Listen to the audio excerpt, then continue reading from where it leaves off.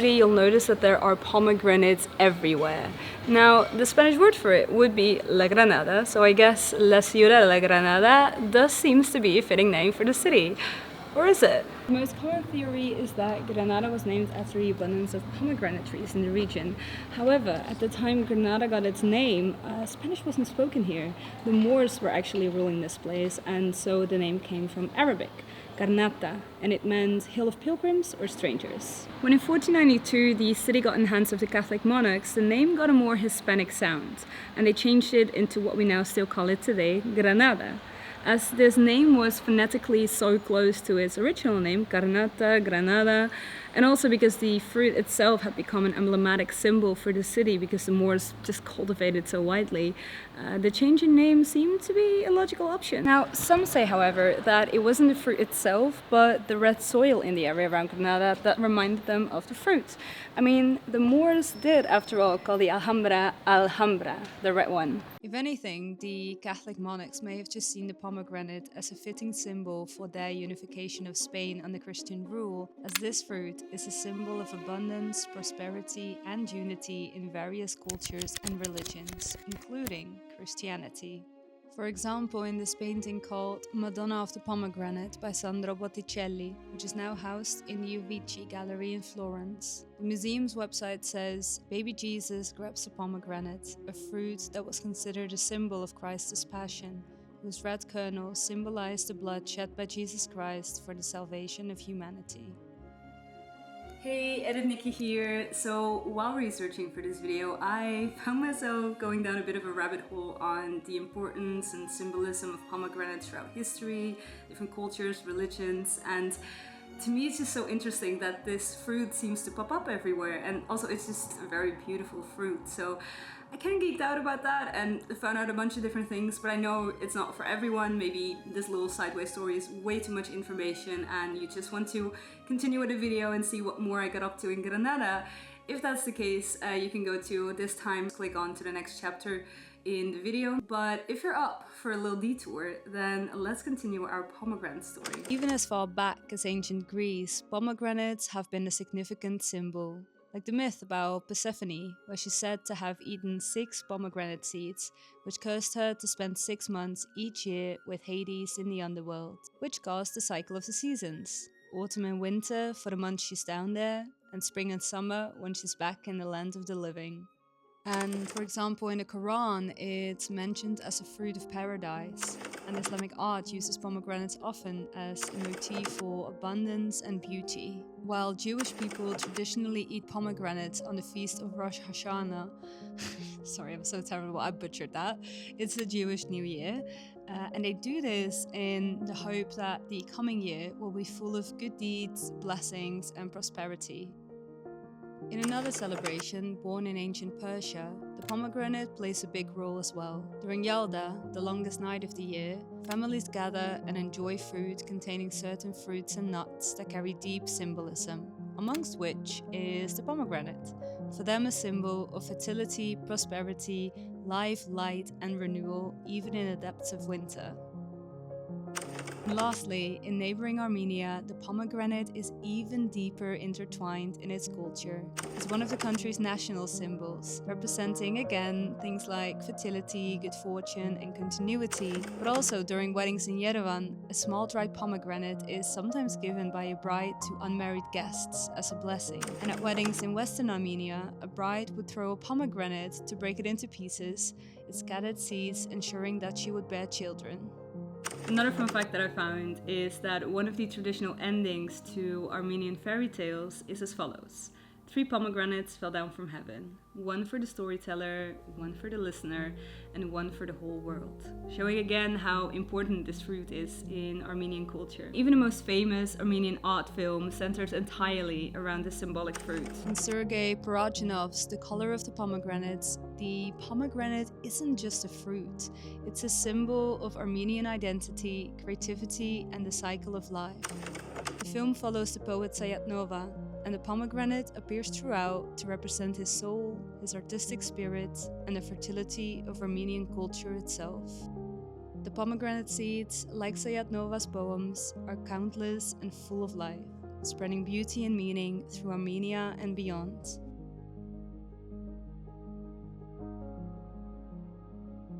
And that concludes our little side story about pomegranates. Thank you so much for indulging me and letting me take you along this rabbit hole of mine about pomegranates. I think in general I just geek out about random things sometimes, and that's also why, to me personally, traveling and consuming art and media from different countries is so interesting, because you see how different ideas, concepts, they connect somehow, even though the countries themselves, they might be worlds apart. And yeah, I think it's just a fun exercise to challenge your perspective of seeing one thing in different ways and seeing that there's more than one way of looking at something or doing something. And yeah, then it also just deepens your understanding of the world and different types of people, and it's a fun exercise for critical thinking, for creativity. So sometimes I find myself doing these random deep dives into subjects that I stumble upon while traveling. For now though, let's continue to Granada. Okay. That afternoon, I went on a walk with this guy that I had met in my hostel earlier, who said that he knew a spot. It should be the perfect place to watch the sunset over the city, and so we brought some snacks and our sketching supplies and got settled for what turned out to be the most memorable night of my trip to Granada.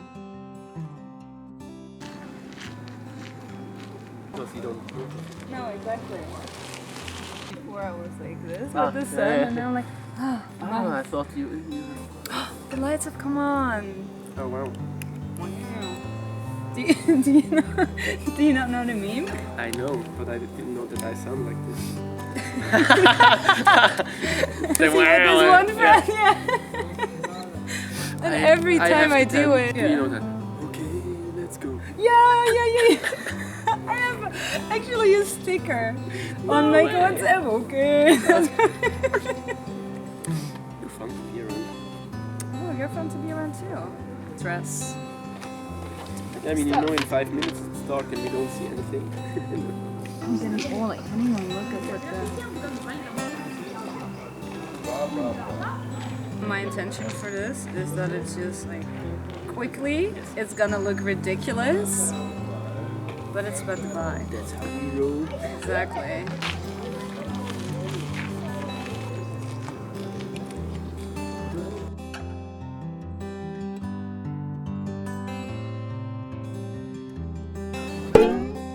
Wrong color, I don't see it at all.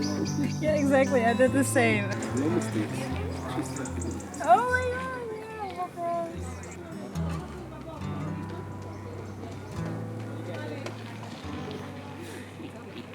It's also just a fun activity to do together. It makes so much more fun to do, like, Right? Yeah. singly and solo here. Yeah. And drop, and then you hear like small. Yeah, exactly. You think like, oh, same.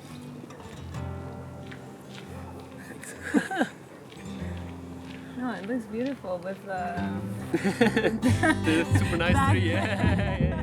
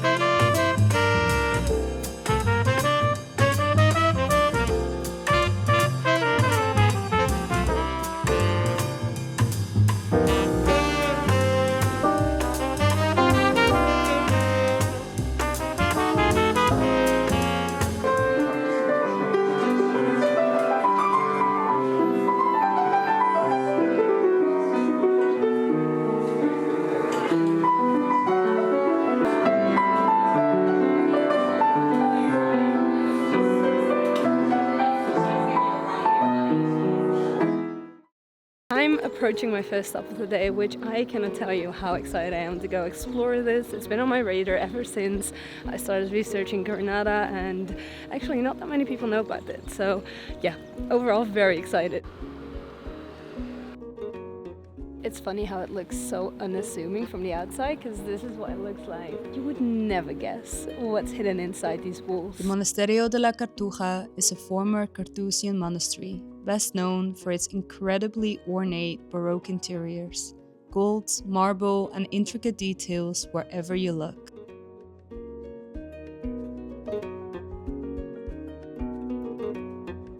Wow, this is incredible. I think I've ever seen a place so decorated. I mean, it seems like there's no spot without a decoration. I don't even know where to look.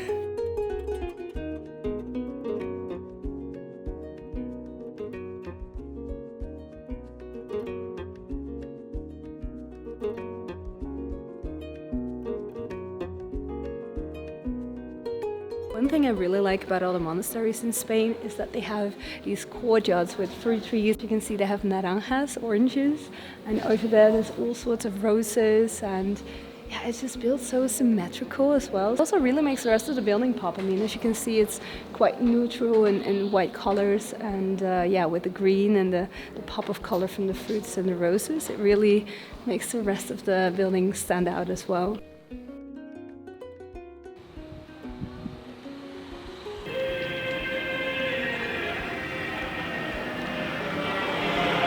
It was designed and built between 1704 and 1720.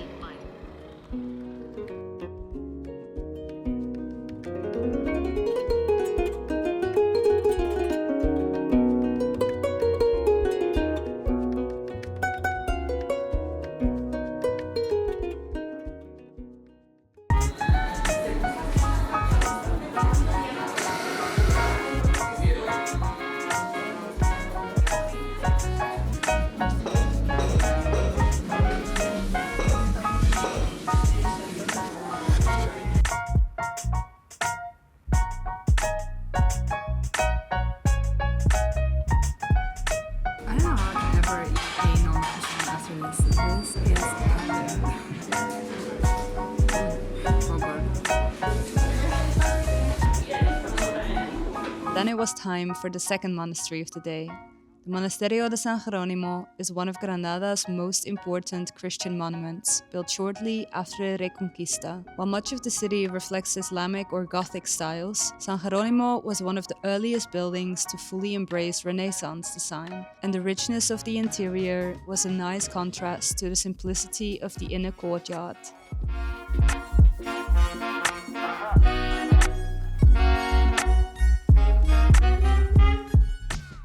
But the real jewel of the day was the main cathedral. It was built on the site of Granada's former main mosque, and unlike many other Spanish cathedrals, it was designed primarily in the Renaissance style rather than Gothic. The white stone, soaring columns, and high windows were designed to flood the space with light, giving it a very different feel from dark and medieval churches. My favorite part of it, though, was the blue star-covered ceiling, meant to represent the heaven above.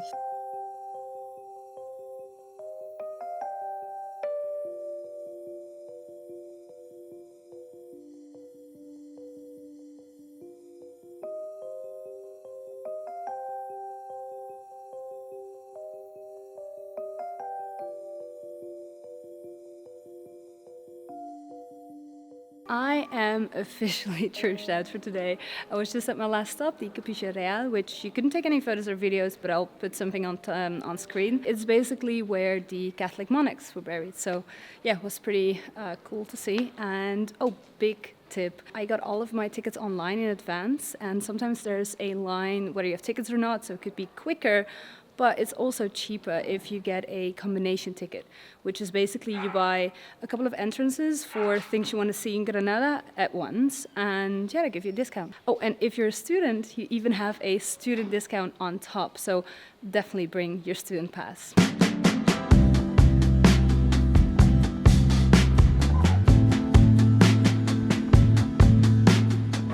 This is a monumental moment because Jan has been coming back to the hostel every afternoon. Nikki, you hungry? Because I have another cheesecake. And now we're at the shop in La Tarta de la Madre de Cris. So I love it already. I mean, what a name.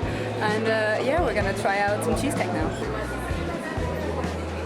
My teacher, she knows every every...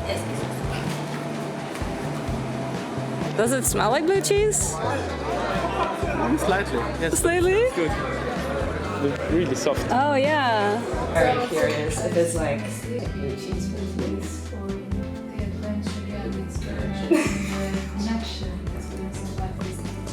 That's why.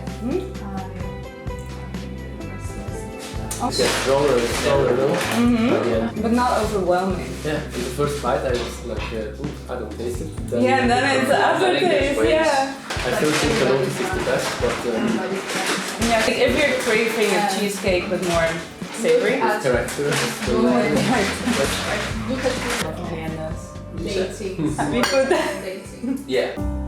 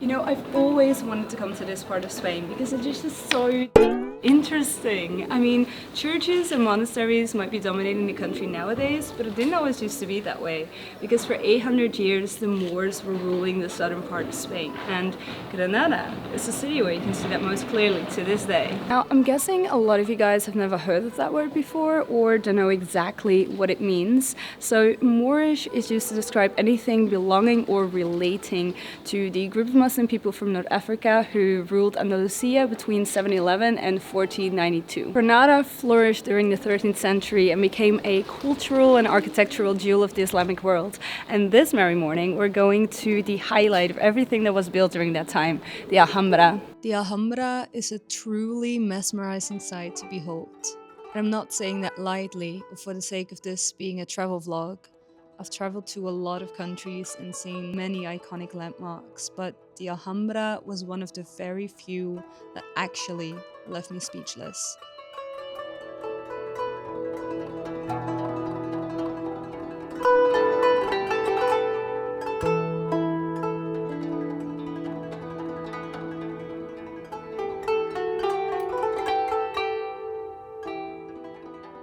The walls here, though, they do speak. In carvings, in patterns, in devotion poured patiently into stone. It is not a place meant to be rushed through, not meant to be consumed at a glance. No, this place invites you to linger, and where the closer you look, its beauty seems to deepen. I wrote in my journal afterwards that beauty born from patience endures. That repetition is a form of devotion and a way to deepen your art practice and your beliefs. And that when humans create with humility and reverence, it can outlive empires.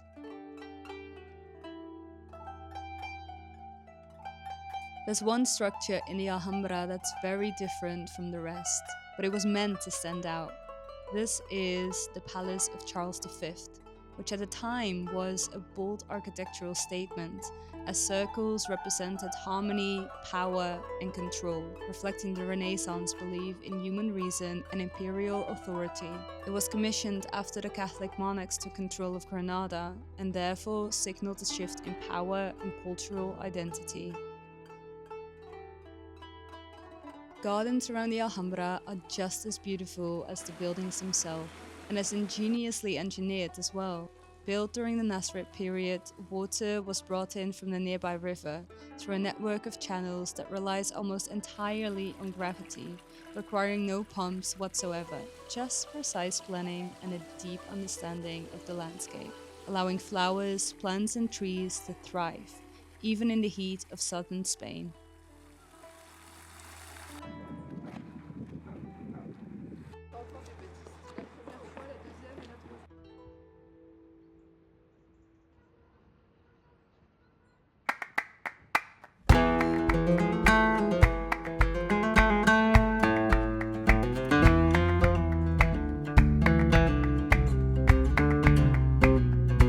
Walking back down to the hostel, I wandered through the lovely Albaicín neighborhood. The narrow, winding streets are something you see in many places, shaped by traditional Islamic urban planning. And after the precision and symmetry of the Alhambra, this area felt human, messy, lived in, and warm. It ended up being my favorite part of the city. Another reminder of Granada's Muslim past is the Albaicín. It was the city's main market, specialized in luxury goods like silk, spices, and precious jewelry, and it transported me right back to the markets in Morocco I visited some years ago.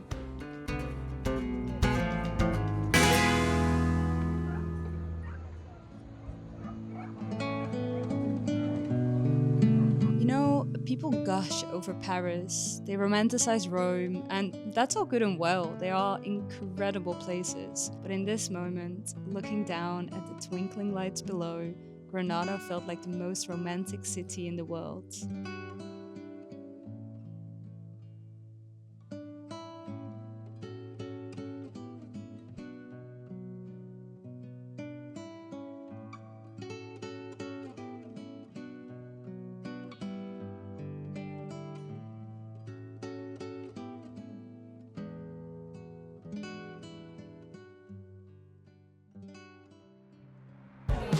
Next video, I'm joined by one of my best friends and we'll discover a completely different side of Granada. Get ready for many laughs, thrifting, music, new sights, and lots of good food.